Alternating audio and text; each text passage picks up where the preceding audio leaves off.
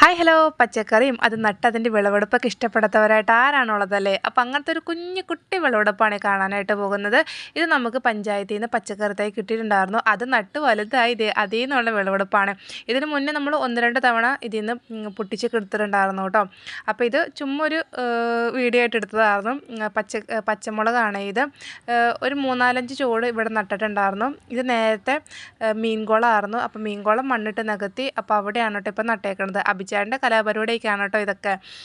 അപ്പോൾ അഭിചേട്ടൻ നട്ട് അങ്ങനെ വലുതായി അതിൽ നിന്നുള്ള വിളവെടുപ്പാണ് ഇപ്പോൾ നടന്നുകൊണ്ടിരിക്കുന്നത്. തക്കാളിയാണ് പൊട്ടിച്ചിട്ടുണ്ടായിരുന്നത്. തക്കാളി നല്ല വലുതായി, എന്നേക്കാളും ആയിട്ടുണ്ടായിരുന്നു കേട്ടോ തക്കാളി. പിന്നെ പന്തലിട്ട് കൊടുത്തേക്കണം എന്താണെന്ന് വെച്ച് കഴിഞ്ഞാൽ നമ്മുടെ കോവയ്ക്ക ഉണ്ടല്ലോ, കോവയ്ക്ക് കയറി പോകാൻ വേണ്ടിയിട്ടുള്ള പന്തലാണ് ഇട്ടിട്ടുണ്ടായിരുന്നത്. ഒരു തൈയിൽ നിന്ന് അത്യാവശ്യം ഒരുപാട് നമുക്ക് തക്കാളി കിട്ടിയിട്ടുണ്ടായിരുന്നു കേട്ടോ.